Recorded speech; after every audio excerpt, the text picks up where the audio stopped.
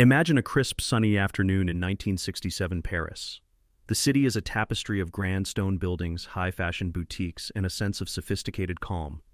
In the middle of this world lives Severine. To anyone watching her walk down the street, she looks like a porcelain doll, the perfect, wealthy, and elegant wife of a handsome, rising young doctor. Their apartment is a palace of silence filled with expensive flowers and cold marble. But behind her flawless mask of beauty, Severine is living in a state of quiet, suffocating desperation. Her life is a high-security prison of boredom, and her own bedroom has become a place of icy detachment. Severine is a woman haunted by her own mind. While her husband offers her gentle love, she dreams of something much darker. She craves to be a victim, to be stripped of her dignity and discarded. This hidden hunger eventually leads her to a discreet house on a side street, a high-end brothel where the elite go to satisfy their secret needs. It is here that Severine makes a choice that will surgically divide her life in two. Every day while her husband is away at the hospital, she visits this house. From exactly 2:00 p.m. to 5:00 p.m., the elegant Madame Cerise vanishes and a new woman is born, Belle de Jour, the beauty of the day. The story follows Severine as she descends into this earthy, claustrophobic underworld. The film forces us to watch the contrast between her clinical white apartment and the dark, musky rooms of the brothel.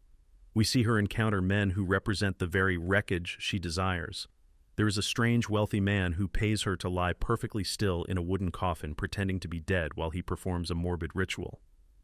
There is a brutal young gangster named Marcel, whose teeth are made of gold and whose eyes are filled with a dangerous obsession. He doesn't see a high society lady. He sees a body he wants to own and break. The most famous moment of this double life involves a mysterious client from the East. He brings a small, lacquered box that emits an eerie, persistent buzzing sound. When he opens it, Severine looks inside and her face turns pale with a mixture of shock and fascination. For over 50 years, the world has debated what was inside that box, but the secret remained locked behind the director's lens. As the months go by, Severine's two worlds begin a violent collision. The gangster Marcel becomes so consumed by her that he tracks her down to her home. In a fit of jealousy and rage, he shoots Severine's husband, leaving the man who loved her blind and paralyzed in a wheelchair. The film concludes with a haunting, silent ambiguity. We see Severine sitting by her husband's side, but suddenly he stands up, his sight restored, and they toast to their happy life. The screen fades, leaving the audience to wonder, was any of the horror real, or was the entire story just another dark daydream of a woman who could only find liberation in her own destruction? While the public and the critics in Venice were busy calling this movie a masterpiece of the soul, the investigative reality behind the scenes tells a much darker story. Belle de Jour was a massive financial success, grossing over $2.5 million in 1967, a fortune for an art film at that time. It won the prestigious Golden Lion at Venice and turned Catherine Deneuve into a global icon of ice-cold beauty. But the price of this glory was the systematic psychological dismantling of the 23-year-old actress. As a historical film archive noted in a later report, Belle de Jour was the first film to treat female masochism with the cold precision of a surgeon. It grossed over $2.5 million in 1967, an astronomical figure for an art film winning the Golden Lion at Venice. But behind the haute couture was a director who didn't want a performance. He wanted a capture. To the director Louis Buñuel, Catherine Deneuve wasn't a partner in art. She was a biological specimen to be studied. He used her real-life anxieties and the pain of her failing marriage to ensure that the fear and discomfort she showed on screen were 100% authentic. The $2.5 million empire was built, but for the woman in the frame, the beauty of the day was the start of a lifetime spent trying to hide the remnants of a soul that had been put on display for the entire world to consume. To understand the trap that was set for Catherine Deneuve, we must first look at the man holding the camera. Louis Buñuel was a legend, a master of surrealism who was treated like a god in the world of high art. But to the young women who worked for him, he was a cold and silent architect. Buñuel had a very specific, almost frightening rule: he hated acting. He didn't want his stars to search for the meaning of a scene or to discuss the feelings of a character. He wanted them to be objects, perfect, beautiful, and completely under his control. In 1966, when he began searching for his lead in Belle de Jour, he wasn't looking for a collaborator. He was looking for a mask. He chose Catherine Deneuve, not just for her talent, but for what he called her mask of ice. She had a face that could remain perfectly still, showing nothing to the world, while her eyes hinted at a hidden storm. Buñuel knew that if he could control that ice, he could build his masterpiece. But for Catherine, that ice was more than just a look. It was the only way she knew how to survive. At 23 years old, Catherine Deneuve was not the powerful queen of cinema we know today. She was a young woman whose personal life was in ruins. She was a mother to a tiny son, and she was in the middle of a painful, messy divorce. She walked onto the set carrying a heavy weight of sadness and insecurity. Any other director might have offered her a kind word or a bit of guidance, but Buñuel saw her vulnerability as a production asset. He didn't want to help her. He wanted to isolate her. The set of Belle de Jour became a high-security mental prison. Buñuel refused to explain the script to Catherine. When she asked why her character was doing such degrading things or what the mysterious buzzing box meant, he would simply turn away. He gave her a clinical list of physical movements. Walk here, turn your head now, look down. He was treating her like a biological puppet, stripping away her ability to think for herself. He wanted her to be in a state of total emotional confusion because he knew that a confused woman looks more haunted on film. The silence on the set was suffocating. Catherine was surrounded by a crew of men who followed the director's lead, leaving her entirely alone in her distress. She later described the experience with a chilling clarity that reveals the cost of being a visionary's muse. She said, "Luis didn't give us directions. He gave us silence. It was very difficult to work with a man who looked at you like you were just another prop in his dream." This was the architect's greatest trick. By refusing to speak to her, he forced her to inhabit the character's loneliness in her own skin. He didn't have to tell her to look sad or cold. He simply made sure she had no one to turn to and no way to understand the nightmare she was filming. He was using her real-life divorce and her fears as a young mother to fuel the fire of his art. As the production moved toward the most graphic and controversial scenes in the brothel, the psychological cage was locked from the outside. Catherine Deneuve was a prisoner of the frame, a 23-year-old girl who thought she was making a movie but realized she was being dismantled by a man who viewed her dignity as an obstacle to his vision. The $2.5 million empire was growing, and Buñuel's legend was being cemented, but the woman behind the mask of ice was paying a neurological debt that would haunt her for the next 50 years. The masterpiece was being born, but the person who made it real was being treated as nothing more than a beautiful disposable specimen in a very cold laboratory. To the audience in 1967, the world of Belle de Jour looked like a high-fashion dream. Catherine Deneuve glided through the film in exquisite outfits designed by Yves Saint Laurent. Her hair perfectly coiffed her face, a serene portrait of Parisian elegance. Critics called it chic and sophisticated. But the investigative reality of the soundstage in Paris tells a much darker story. Behind the haute couture was a forensic record of a 23-year-old woman being systematically exposed and degraded for the sake of a frame. The brothel wasn't a set. It was a high-pressure environment where Deneuve's professional and personal boundaries were surgically removed by a director who viewed her as a biological asset, rather than a star. The atmosphere during the filming of the brothel sequences was one of profound, unsimulated discomfort. While the story depicts Severine's double life as a daring adventure into the forbidden, the actual shoot was a masterclass in industrialized voyeurism. Catherine Deneuve was forced to perform scenes of extreme psychological and physical degradation in front of a crew of nearly 100 men. In the Hollywood of today, there would be intimacy coordinators and protective protocols. In 1966, there was only the cold eye of Luis Buñuel and a room full of strangers watching a young mother break down in real time. The most visceral part of this exploitation was the total lack of protection. In an era where stars often used body doubles for graphic moments, Buñuel made a clinical decision: there would be no doubles for Catherine Deneuve. Every inch of skin shown, every shiver of fear, and every look of shame had to belong to her. Deneuve later described the feeling as being exposed and unprotected, a state of clinical vulnerability that the director cultivated like a laboratory experiment. He wanted the audience to see the authentic suffering of a high society woman, so he made sure the woman in front of the lens had no shield to hide behind. The coffin scene stands as a haunting milestone in this forensic autopsy of a career. In the scene, a client pays Severine to lie in a wooden casket pretending to be dead.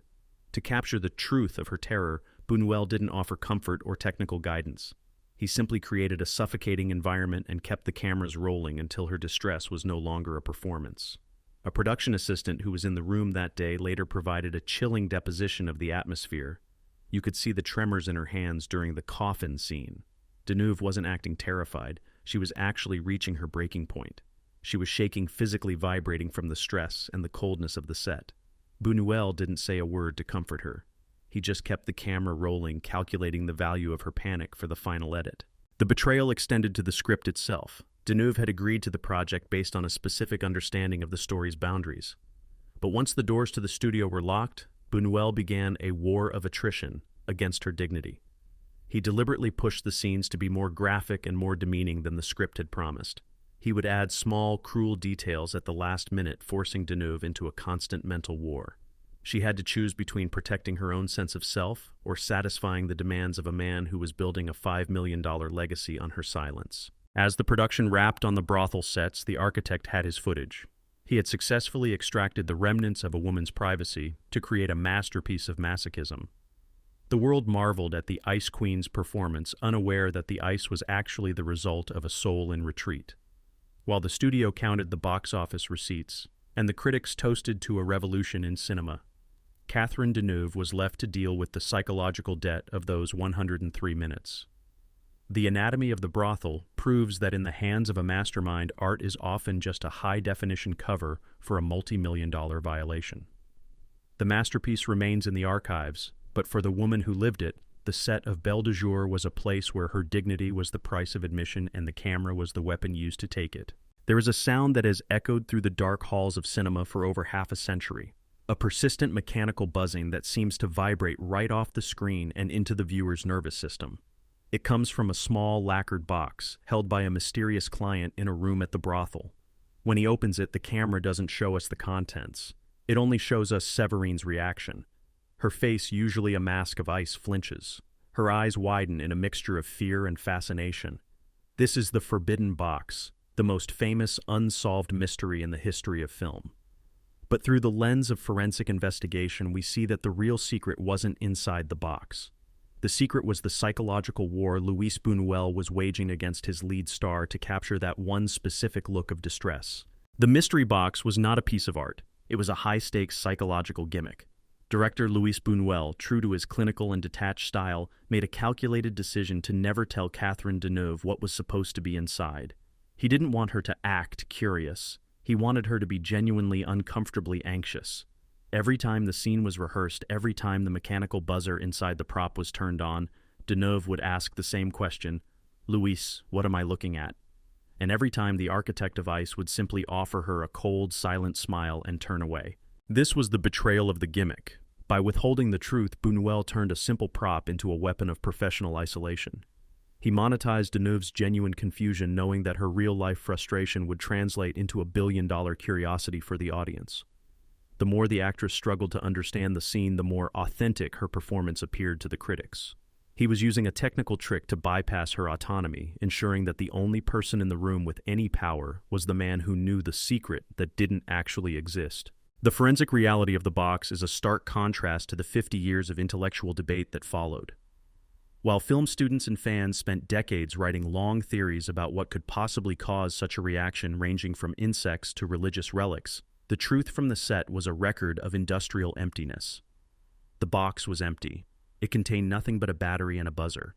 It was a forensic void designed to sell a woman's image. The industry had created a masterpiece out of thin air using a $5 prop to drive a multi-million-dollar success. A crew member who handled the prop later recalled the director's predatory glee. Luis loved the box. He loved it because it made Catherine feel small. She was an Oscar-caliber talent, but he had her staring at an empty, lacquered case like a frightened child. He told us never to speak to her about it. He wanted that tension to stay in her skin until the film was finished. Catherine Deneuve later reflected on the weight of this forbidden secret, her voice a record of a spirit that had been toyed with for the sake of a frame. She said, "It was a very cruel game. Luis knew how much I wanted to do a good job, and he used that against me. The box was just another way for him to keep me under his thumb. To the world, it's a brilliant mystery. To me, it was just another hour of being made to feel like a prop in someone else's dream." The investigative truth of Belle de Jour is that the mystery was a marketable lie. The industry proved that they didn't need a script or a meaningful story to capture the world's attention. They just needed to strip a woman of her certainty and record the results in high definition. The Forbidden Box stands as a monument to the clinical exploitation of the 1960s, a time when a director's vision was considered more valuable than an actress's right to understand her own work. The box remains closed, the buzzer continues to hum, and the millions keep flowing into the studio's coffers. But for Catherine Deneuve, the mystery was solved long ago. The box was empty, and the only real thing in that room was the cold calculation of a man who traded her dignity for a legendary shot. When the theater lights finally went up on Belle de Jour in 1967, the thunderous applause in Venice didn't sound like a victory to Catherine Deneuve. To the 23-year-old actress, it sounded like the heavy click of a cage door being locked from the outside. The film was an immediate sensation, a $2.5 million goldmine that turned a young mother into the global face of Ice Queen eroticism. But as the box office receipts began to pile up, a secondary, more sinister process was underway: the social execution of Catherine Deneuve. The world had seen the unsimulated coldness of the beauty of the day, and in their minds the line between the character and the woman had been surgically erased. The forensic reality of the aftermath was a decades-long assault on Deneuve's privacy. For the public and the media, Severine wasn't a fictional creation. She was a biological reveal. In a masterclass of industrialized voyeurism, journalists stopped asking Deneuve about her craft, her technique, or her intellectual collaboration with Louis Buñuel. Instead, they began a predatory interrogation into her actual life. For 50 years, she was forced to walk into press rooms where men hidden behind microphones and cameras asked invasive, degrading questions about her own sexual preferences, her fantasies, and her frigidity. They weren't hunting for news. They were conducting a public autopsy of her dignity to keep the Belle de Jour brand alive. This was the true neurological debt of the masterpiece. While the studio and the distributors managed a multi-million-dollar legacy, Deneuve was left to navigate a world that viewed her as a high-definition pariah. The industry had extracted the miracle of her vulnerability and then branded her with the lethal labels of cold and unreachable. These words were used as weapons to silence her.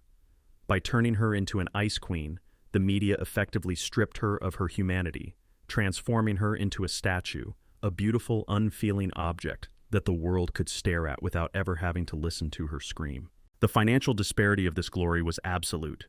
The profit margins of Belle de Jour helped cement the director's status as a cinematic deity, but they provided zero protection for the woman in the frame. The industry had essentially sold Deneuve's right to a normal life for the price of a movie ticket. Every time the film was re-released or celebrated at a festival, the social execution was renewed. She was trapped in a loop forever, the 23-year-old girl in the brothel forced to answer for a story she only ever told to satisfy a director's vision. That movie was a very heavy weight to carry. Deneuve would later testify, her voice reflecting a spirit that had spent a lifetime in defensive retreat. For years, I felt like the world owned my privacy because they had seen Belle de Jour. The industry got the masterpiece, I got the stigma. They got the millions and the art. I got a label that followed me into every room I entered. I realized that in Hollywood, when you give them your face, they take your soul and keep the change. The investigative truth of this chapter is found in the silence of the actress behind the mask of ice. The $2.5 million empire was secure, but the foundation was built on the wreckage of a woman's professional reputation. The aftermath of Belle de Jour proves that the most expensive thing an actress can give isn't her talent, it is her consent to be misunderstood by the world forever. Catherine Deneuve survived the execution by turning the ice into a shield, but the debt of 1967 was a bill that she was forced to pay every single day of her life, proving that in the anatomy of fame, the masterpiece is often the very thing that destroys the person who made it real. The reels of Belle de Jour are now safely archived in the most prestigious museums in the world, celebrated as a landmark of 1960s liberation and the ultimate study of the female psyche. But the investigative verdict of this 50-year legacy is cold and absolute. The sexual revolution depicted on screen was a one-sided victory. Director Louis Buñuel succeeded in his surgical dissection of a woman's darkest fantasies, using the $5 million power of the studio to capture a masterpiece. But once the applause died down and the director moved on to his next project, he left Catherine Deneuve alone to pick up the shattered remnants of her own privacy. The forensic reality of Deneuve's career is the story of a woman who had to build a fortress to survive her own fame. In the decades following the film's release, she became known as the Ice Queen of French cinema, a woman whose beauty was matched only by her unreachable, cold detachment. To the public, this was just her brand.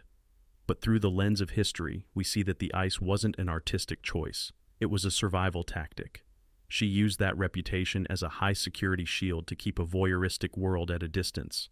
If the world was going to treat her like the beauty of the day, she would make sure they could never see the person behind the mask again. She eventually became one of the most powerful women in the industry, but the neurological debt of 1967 was a bill she never fully stopped paying. The secret Catherine Deneuve took to her grave metaphorically in her refusal to ever truly open up to the press was a haunting realization of her time on set. Despite the elegant Saint Laurent dresses and the global acclaim, she never felt safe during those 103 minutes of filming. Inside the cramped rooms of the soundstage, she wasn't a star, she was a captured subject. She was a 23-year-old girl surrounded by the predatory gazes of a male-dominated crew, being toyed with by a director who traded her comfort for a perfect shot. The redemption of Catherine Deneuve is a complicated math. She outlived her director and took control of her own image, turning her coldness into a position of absolute power in world cinema. She proved that she was stronger than the architect who tried to break her. But the investigative truth remains etched into every frame of the film. The masterpiece exists because a young woman was pushed to her breaking point, her confusion and fear recorded in high definition for the price of a movie ticket. As we close the file on Belle de Jour, the final investigative thought is a searing indictment of the era of radical honesty. The mystery of the buzzing box helped drive millions of dollars into the studio's accounts and turned a simple art film into a global phenomenon. But the contents of that box were never the point. The industry didn't need a secret. They just needed a woman they could expose, humiliate, and then brand with a label she could never wash off. The secret of Belle de Jour wasn't the box. It was the cold-blooded exchange of a woman's basic safety and professional dignity for the sake of a cinematic revolution. The Beauty of the Day remains a classic flickering on screens for new generations to study, but for the woman who made it real, the Rue des Entrepôts was never a set. It was the site of a high-stakes betrayal. In The Anatomy of Hollywood, the director gets the legend and the world gets the mystery, but the star is the only one who has to live in the wreckage of the truth forever. Catherine Deneuve kept her mask on for 50 years, proving that in a world that wants to see everything, the only real power is keeping your secrets to yourself. Your secrets to yourself. Your secrets